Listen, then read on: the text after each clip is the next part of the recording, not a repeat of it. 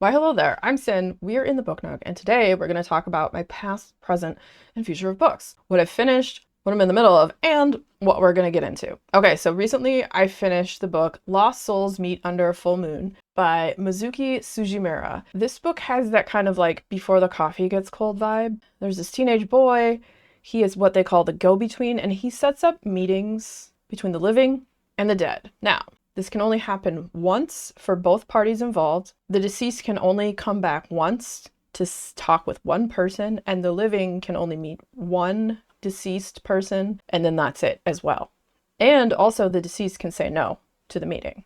So you have these different vignettes of these different people and the people that they want to talk to again. And they have a bit more time than the book When in the Coffee Gets Cold. There's like, you have several hours to actually talk to the people for the meeting that's set up. And then you also in the story kind of get into who this mysterious boy is that sets up these meetings and what his story is and how he actually came into being the go-between. And I liked that. I appreciated that you're told that. And it's not just like, here's this mysterious person. For some reason, they can talk to the dead to set up these meetings and whatnot. You know, like here's how it all works. So I liked that a lot. I thought it was well written.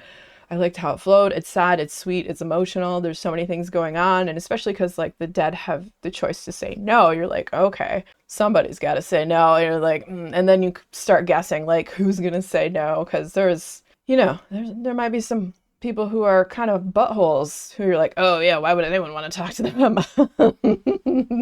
And all that stuff. But I really enjoyed it. It's not super long. It's like, I think it was around 250 pages. So not super short, but not a chonker by any means. And I pretty much flew through it. I thought it was a great read. And I think it's a nice read too for the spooky season. Although this one you could read at any season. Okay, so what I'm in the middle of right now is a book by an author that the more I read him, the more I like him. And that is Coffin Moon by Keith Rawson. And I just started it. It's a vampire book. I am a sucker for vampire books. Not only was I going to read it because I like him as an author, he wrote the duology Fever House and The Devil by Name, and honestly, like, those books are so effed up and weird and just awesome. I cannot recommend them enough. So super stoked to finally be starting this one. I'm not too far in. I've read a couple of chapters, but I'm already pulled into like the world and what's happening. So you have this man, his last name is Minor, and he's come back from Vietnam. He's trying to stay sober. He's been sober for about 18 months. He works in a bar, and then him and his wife Heidi and their niece live above the bar. And the niece is 13. She's kind of troubled. Her mom is in jail for a life sentence. Her stepdad is dead for reasons that might pertain to why her mother is in jail, because he was a horrible POS. And I guess what's supposed to happen is that Minor, he's going to have an encounter with this vampire and some crap is going to go down. It is not going to be good. I don't want to give away too much. And the synopsis, there's kind of a pretty big spoiler in it, so if you don't want any spoilers, like, go in blind. I almost wish I hadn't read this synopsis just because it tells you, like, well, there's one thing in it that I'm like, oh, they should have veiled that. It should have maybe not straight up said that. I'm not a person that cares that much about spoilers, so for me it wasn't that big a deal, but if you don't like spoilers, don't read the synopsis. Now, maybe I'm wrong. Maybe it's not that big of a spoiler, but I felt like it kind of was. Anyways, I'm babbling on. I'm going to be reading more of this tonight. There's definitely going to be a standalone review of it. And I look forward to telling you more about my thoughts about it. And one day, we're going to do a top 10 vampire book list. I just haven't gotten there yet. And hopefully, I hope to add this one to the list. I think the most recent one... Oh, there's a couple that I read in the past couple years that I really liked. There was Our Unique Affliction by Scott Moses, and I really liked Vampires of El Norte by Isabel Cañas. Great horror romance. All right, so let's tell you what I'm gonna get into. These other two random ones I picked up at the library. One of them, it was because it's an author that I've wanted to check out for a bit, and the other one was just completely random. So we'll go with the completely random one first. That is The Red House by Mary Morris. 30 years ago, Laura's mother, Viola, went missing. She left behind her purse, her keys, and her mysterious paintings of a red house. Viola was never found, and her family never recovered. Laura, an artist herself, held on to the paintings. On the back of each work, her mother had scrawled in Italian, "I will not be here forever." The family never understood what Viola meant.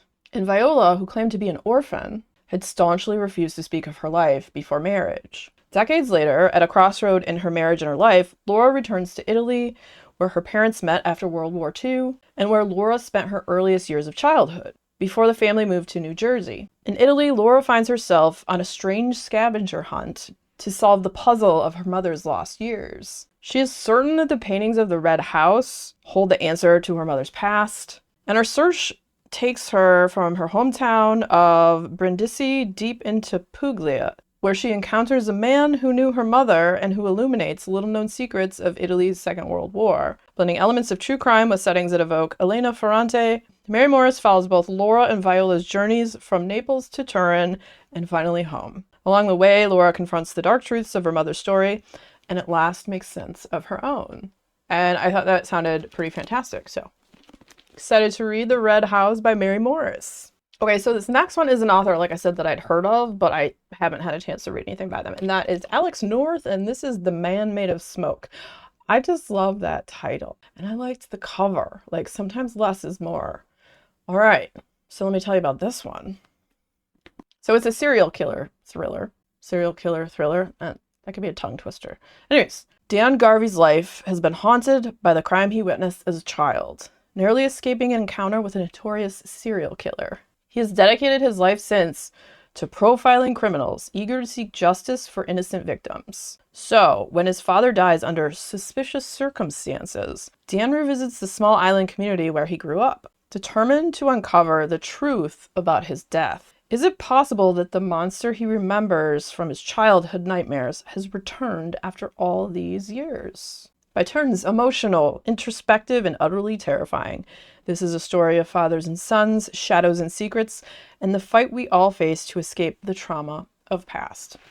All right, then yeah, I think this should be an interesting one, so we'll see how this one comes out. What am I most excited about? Oh my god, Coffin Moon. If you haven't read the Fever House duology by Keith Rawson, and you're curious about it, I do have standalone videos for those, so I will link those down below if you want to check that out. I like the way he writes. He really pulls you into a weird and off-the-wall story, so I'm curious to see where this book's gonna go. I think it's gonna be quite the read. In the future, we'll have a full book report. What have you been reading recently? Anything spooky? We are in prime spooky season, just about. Let me know down in the comments. I'm always curious to hear what you're reading.